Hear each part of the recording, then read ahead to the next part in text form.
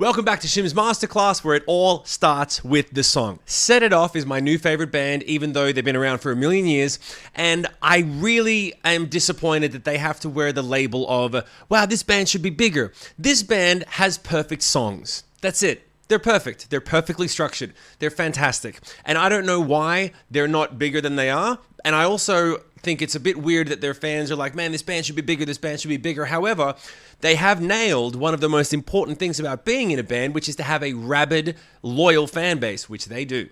So, what we're going to do now in this video is we're going to go to their new single, Fake Ass Friends, and we are going to dissect it. A lot of the stuff that I'm going to be talking about in here is textbook. It's really simple, straightforward songwriting techniques and structuring, and they just do it consistently over and over again. So if you are writing your own songs, if you want to learn a few things about how to structure things, all of this makes perfect sense to me, so I'm going to walk you through it. Let's get started. Let's dive in right now.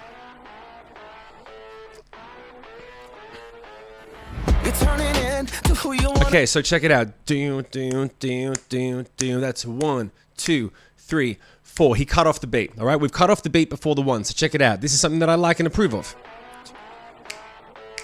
1, 2, 3, 4. He starts early, right?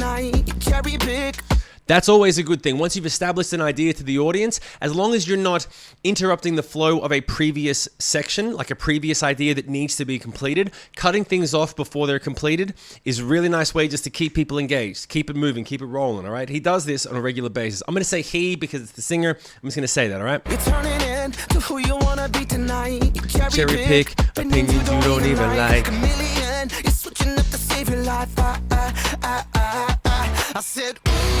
Okay, I love how heavy this is, by the way. I don't think their older stuff wasn't quite this heavy. The production value on this is a step up, and the low end is just sick and dope. And this is the continued evolution of what this guy does and these songs do is really important for you guys to be able to take away, because you need to keep the audience interested. At no point in this song do I get disinterested. Do I go, I'll deal with this couple of bars until the next section because that's the good bit. It keeps moving, okay? All right, so let's go back to the beginning. Let's do this properly, all right? Who you wanna be tonight? Don't even like. That's 3 times we've repeated the same phrase. 3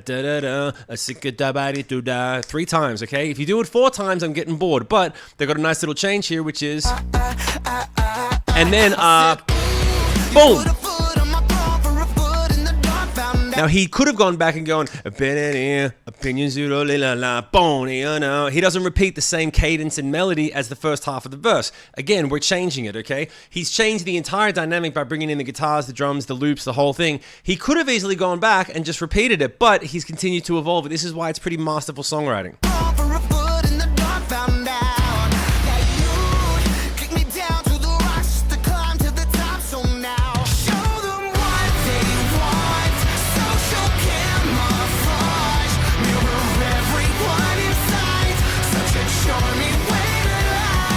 So great. It's so great. Okay, so here's the good thing. There is repetition in here, but it doesn't feel like repetition. A lot of people might go, so then what done, sunny day does, sinking open lies, and something, something. So it's still technically following the rules of keep me interested, have enough repetition, familiar but fresh, but change it up in the last part.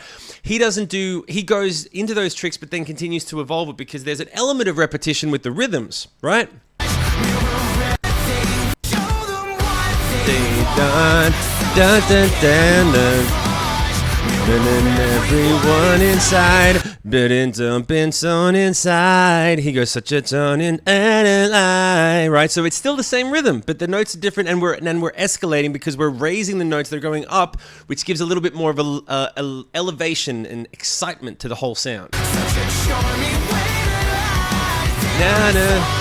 Repetition till there's no one else.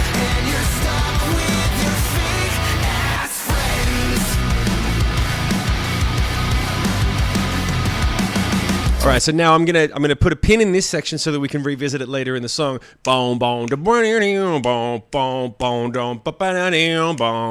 a lot of rhythms going on there, and it's established it just enough.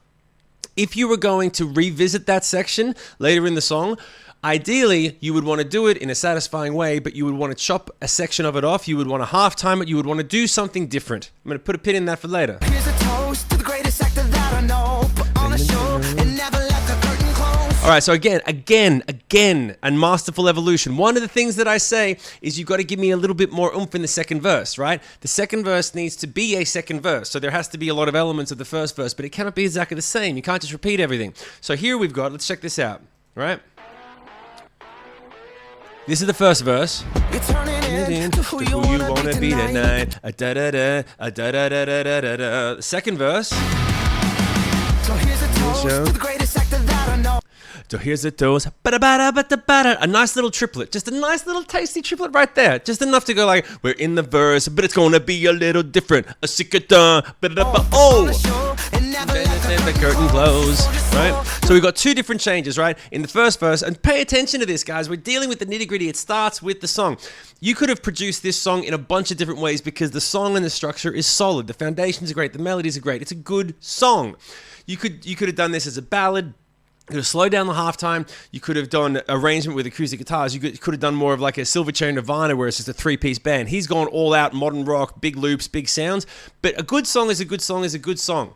Okay? So, let's go back to this real quick. So not only is he's not resting on his laurels at any point of this, okay? So here's a toast to the greatest actor, to the greatest actor. Rather than saying to the greatest actor, to the, ta-da. It's like tuna. To the greatest actor, that I know, ba-da-bum, okay? When you have those consonants, ba-da-bum, he's not saying even there, no wonder, it's no, there's no to the greatest actor. It's literally like a snare drum hit, ba-da-bum, to the greatest actor, that I know. Like, that's not a mistake, okay? So here's a toast to the greatest actor that I know. Again,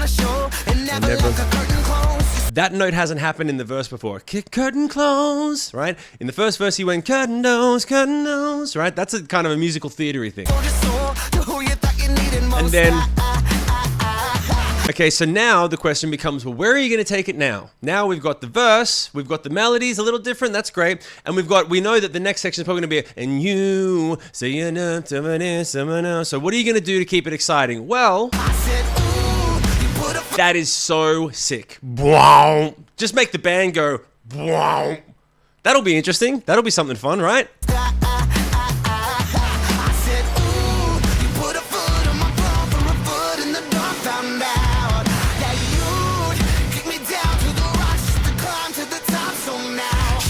Okay, so now let's be clear about this. This is the exact same melody and lyrics as the previous pre-chorus, but he's allowed to do that when you do something as dope as this with the arrangement, right? Now, if you wrote the song on an acoustic guitar, as you should, the song should be written on an acoustic guitar, a piano, or a basic loop, something where the song has a chance to live and has to do all the work. If you go, okay, well, the two pre-choruses are exactly the same. We got to do something really cool and sexy in the second pre-chorus to make it different. Now, this is wow, that's one thing, but then like all those bumps, it's so interesting and intricate, and there's so much tight attention paid to those details. That's where the fun stuff is. And by the way, this is technically a mistake. Ooh, it's a dissonant note that the guitar is. If you pay attention. Listen to the guitar and listen to his voice. Ooh. The guitar isn't going, ooh, it's going, ew. It's doing like a dissonant thing that's making the same movement, the same bend, but it just sounds weird and awesome. Listen again. It's out of key, but it's sick. Okay, there's no such thing as mistakes if they serve the song. The only thing that matters is, am I stoked to hear it? Climb to the top, so now show them what they want. Social camouflage, mirror everyone in sight. Such a charming way to lie. Tear us all to shreds till there's no one left. And you're stuck. All right, now here's the fun thing, right? When there's this many changes in a chorus, there's not really much difference in the arrangement from chorus 1 to chorus 2, but because this chorus is so well written and it has so many melodic changes within it, you can get away with making it kind of the same because you've done so much different in the verse 1 and verse 2. With your fake ass friends.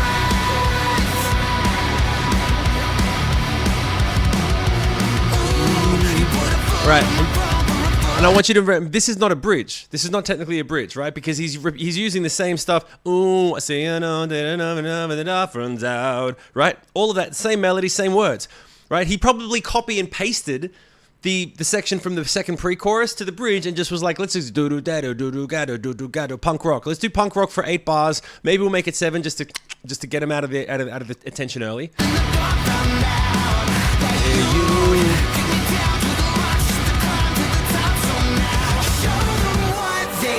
Maybe a triplet fill? Oh, I don't know, maybe a...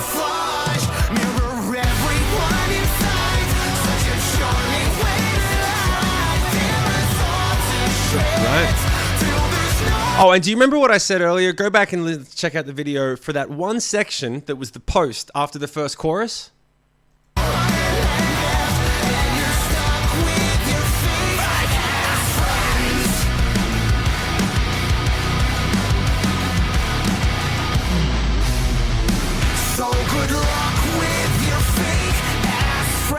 That coda is masterful. Okay, I could do a whole video on that coda because they've revisited the riff section that only appeared one time before. So they've established it and they've let it do its thing, but they didn't sing over the first one, right? They're doing this over.